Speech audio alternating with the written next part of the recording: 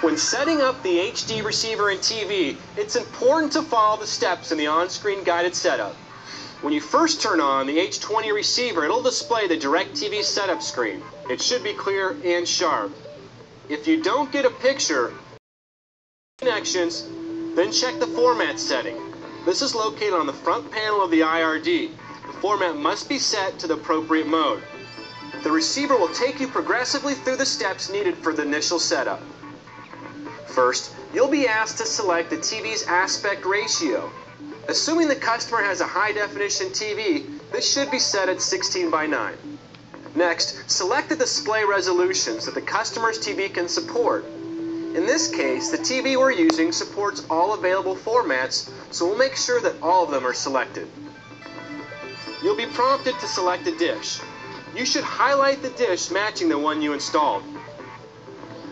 The next step will be to select your location by zip code. It's important that you enter the zip code information.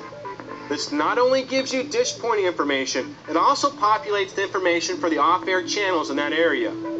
If you have not aligned and tuned the antenna, now is the time to do so, or if you have, verify the signal level. This is done by using the signal strength function on the receiver. Check levels on all satellites. Next, set up the customer's local off-air channels. Since you entered a zip code a few minutes ago, you should be ready to go. If the stations you want to pick are in another zip code, you can enter that zip code as a secondary market so the system can automatically scan for off-air locals in that area. This can be useful if the customer is located between two network areas and intends to receive programming from both via their off-air antenna. If there are channels that are too weak to be seen by auto-tune, they can be added to the guide manually. Now that the guided setup is complete, it's time to set up the audio. Press the menu button and proceed to audio. Under the audio setup, you'll find options to select the secondary audio setting, also known as SAP, and a tab to turn Dolby Digital on or off. Dolby Digital 5.1 provides 5 independent full-frequency audio channels and 1 bass channel, while PCM, or pulse code modulation, provides left and right stereo only. If the customer has Dolby Digital equipment, select Dolby Digital. Dolby Digital also uses special audio cables between the receiver and the audio device. Depending on the HD receiver you're using and the customer's equipment, they can either be optical or coaxial.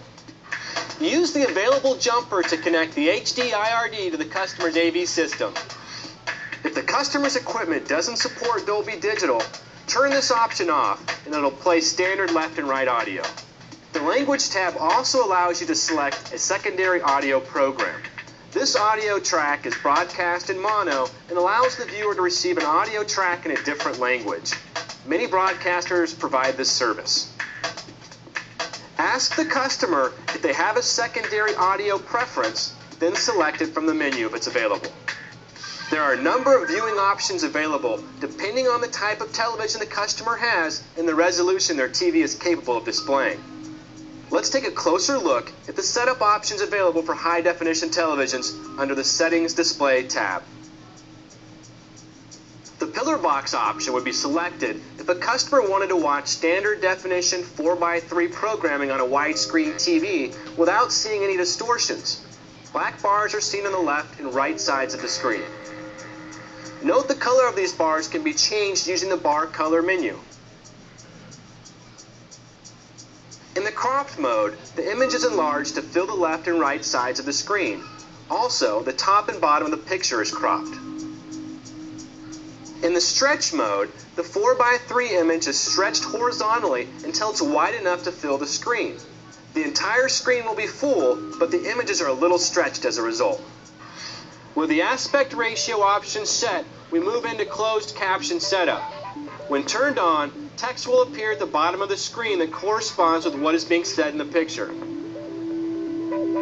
If this is not set properly, a customer will have captions appearing on all programs that utilize closed caption. That could be a problem, so make sure you set this properly and to the right language. Unless the customer needs this service because of a hearing problem, it should be left off.